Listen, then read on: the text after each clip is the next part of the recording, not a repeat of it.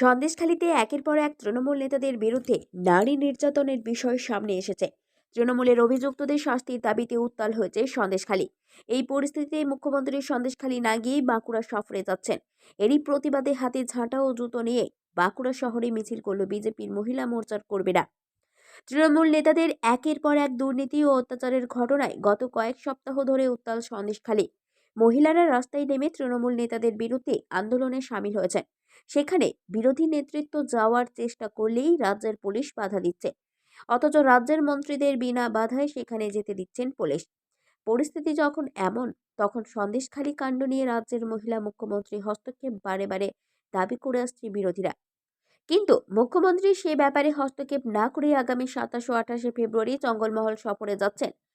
এরই প্রতিবাদে রবিবার রাস্তায় নামে বিজেপির মহিলা মোর্চার কর্মীরা রবিবার হাতে ঝাঁটা জুতো নিয়ে বাঁকুড়ার রামপুর থেকে মাচানতলা স্কুলডাঙ্গা হয়ে ফের রামপুর পর্যন্ত প্রতিবাদ মিছিল করেন। মিছিল থেকে অবিলম্বে শেখ শাহজাহান সহ সন্দেশখালী কাণ্ডে অভিযুক্ত তৃণমূল নেতাদের দ্রুত গ্রেপ্তারের দাবিও জানানো হয়। সন্দেশখালীর মতো ঘটনায় যেখানে বারবার মহিলাদেরকে নির্যাতিত হতে হয়েছে, অত্যাচারিত হতে হয়েছে, ধর্ষিতা হতে হয়েছে, সেখানে তিনি নিশ্চুপ থেকেছেন, নীরব থেকেছেন, তাদেরকে সুরক্ষা দেওয়ার কোনো ব্যবস্থা নেননি।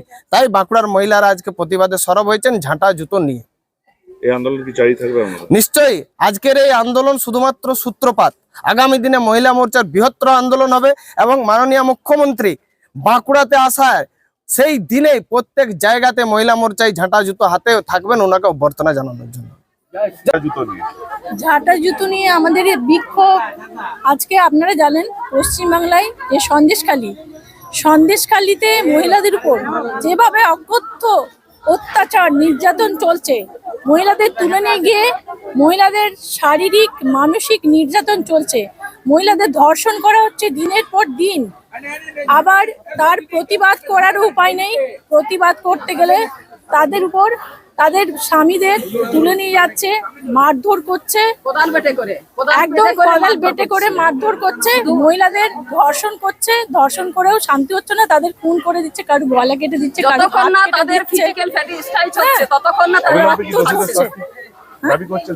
আমরা শেখ শাহজাহানকে অবিলম্বে তার শাস্তি চাই। আর এই যে নির্যাতন চলছে মহিলাদের উপর, তার জন্য আমাদের মাননীয় মুখ্যমন্ত্রী একজন মহিলা, তিনি নিশ্চুপ।